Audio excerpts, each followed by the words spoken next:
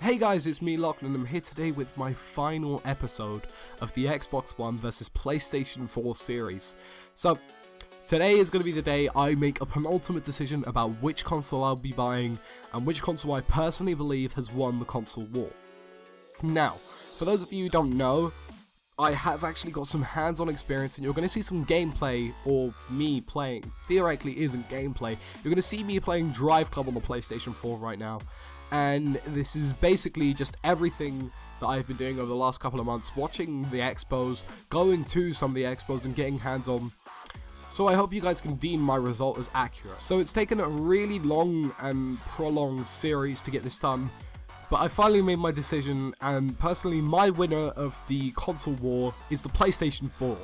So it's quite interesting. I'm actually going to explain a lot of this, and a lot of this is going to be really confusing. Quite a lot of you probably turned off this video by now, but I'm just going to give you a brief description of why I believe the PlayStation 4 won.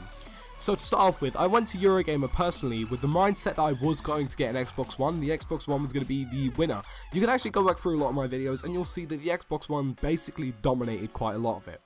But then I showed up and I got some hands-on experience, and I was really confused. Like, I was so shocked that it was incredible.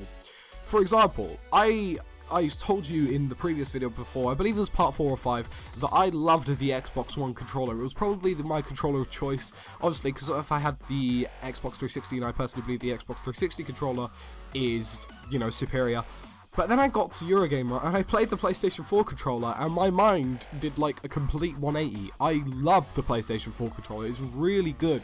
It's strange because you're all going to look at it and think, that ugly thing, but then when you play it, it's really like all these modifications that Microsoft have made, they're so not evident at all. You can barely feel it. But then when you get your hands onto a PlayStation, it just felt right. Everything about it felt correct. The sensitivity was correct. The feedback was amazing. And it sounds ridiculous, but it's just a complete turnaround. The whole event turned around my whole decision of this series. So I'm going to list quickly the reasons why I believe personally the PlayStation 4 has won. Now, firstly, the console itself is faster, so it does have a much beefier sort of system under its hood. Probably will last a lot longer than the Xbox One will. Secondly, the PlayStation 4 looks better, so a lot of you may disagree with this, so like I say, a lot of this is personal preference, but I personally believe that the PlayStation 4 looks a lot better than the Xbox One. However, I'd just like to point out that for those of you saying out there that the Xbox One looks like a VCR or it's a massive tank, I'd actually disagree with you, because when I saw the console, it really isn't that big. It's been really drastically overlooked how big the console is. It's probably a bit bigger than an Xbox One Slim, and that's about it. So if you're worried about size, don't be, because the Xbox One is actually really good, but the PlayStation 4 is obviously smaller, so, you know, it kind of tops it again. Thirdly, the PlayStation 4 does not require a power brick, so it is truly next gen. There is no power brick in there that's going to restrain you or make the behind your screens look like a complete twat. So I personally believe that is an advancement. Fourth, the controller is definitely way better. It sounds really confusing. You're probably not going to have any idea why I'm saying it feels right, but believe me, when you get hands-on, I personally do believe that the PlayStation 4 controller is incredible. And fifth, I'd just like to say that personally I believe Sony cares more. Now, this sounds like a really confusing and stupid concept, but now that I think about it, and obviously going back over my years of Xbox and PlayStation, never once did I feel sort of alienated when I was on the PlayStation 3. So obviously there was that downtime for a month and everybody was complaining, but Sony were really straight up about it. It sounds really stupid, but the fact is that, you know, an example of this would be when I got my Xbox and my account deleted itself, I went to Microsoft and they acted as though I was like completely unimportant. It took like 3 hours to get through to them by phone, 5 hours to get through to them by computer, by text chat, and it was just overall really ridiculous to try and do. And then I got to PlayStation, and I remember the time when I lost my account on my PlayStation 3, and it took them 20 minutes for them to get it back for me. So I lost my I lost my password that I had in my account. I lost all my, I've entered some bullshit personal information because personally I didn't think it mattered. And all I had was my email address, and Sony fixed everything for me. Like, it was a really difficult call. I had to kind of explain to them a lot of what going on. But overall, they got it back to me as fast as possible. There was no messing about in between. And from the last couple of expos as well, I just say it just feels as though Sony cares a lot more about the people who are buying their console, a lot more about their fans. And it sounds like a stupid concept, but in the end, the company's in control of everything that's going to happen over the next couple of years with the new consoles. And whoever makes the more advancements is probably going to be the superior console, superior company in a way. Now, I just like to talk about personalities, kind of. So when I was at these expos, when I was looking at E3, I was watching E3 live from home, and it just felt as though Sony cared a lot more about their fans. So Microsoft came up and they just kind of gloated away their console, and they tried selling it to people, tried showing them why they should buy their console. And this was really evident at the expo I was at as well. I went to Eurogamer, and they were throwing away free stuff, trying to sort of get people on their side, give people t-shirts and hoodies and Xbox 360s, try to get them on their side. But Sony just sort of showed up, and they showed how superior they were. They showed how good they were. And that's what they've been doing really off the bat. They've been showing why they are the superior company, why they are the superior console to own. And overall, their personalities, so for example, Jack Trenton, they just overall look like a company and sound like a company that probably cares a lot more than Microsoft. Now, Microsoft got a lot of things wrong. They marketed their console incorrectly. They didn't show us the benefits of online DRM, which led to them being slated as well. So they just gave off the worst impressions possible, and then they tried fixing it in a quick way without actually just explaining what they could have done or why this would have benefited us. So it sounds stupid, but overall, Sony has won me over because it's a better community. It sounds ridiculous because a lot of people are going to disagree with me, and I'm on an Xbox 360, but the fact is that Sony cares more. And that really is important and really is something you should value.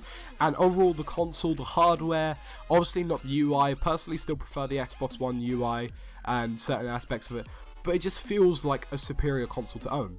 Now, I'd just like to say, before I carry on, before a lot of you turn off this video, the fact is that the PlayStation 4 and Xbox One series kind of feels insignificant in a way to me, because in the end, it's all down to personal preference. So, one of the reasons I did choose the PlayStation 4 as well is the fact that all of my friends are getting it too. So, a lot of my friends are going to be on the PlayStation 4, and there's no point in buying a console unless you're enjoying your experience. So, there's no point in me buying a console if I can't play FIFA with anyone, I can't play Call of Duty or Battlefield with anyone, and overall it just feels really stupid to have one. It just wouldn't work. Now, that's why I chose the PlayStation, because it fits into my life perfectly, it fits into my social life, and overall the console should just be about what you guys want from the experience, what you guys want from your console experience. There's a reason we're not PC gamers. The reason we're not PC gamers is because we want our console experience, and overall you should just pick the console you want because of why it suits you. So why does it fit into your life? What is it that you enjoy about it? Maybe you really love the Kinect on the on the Xbox One, or maybe you really love the touchpad on the PlayStation 4.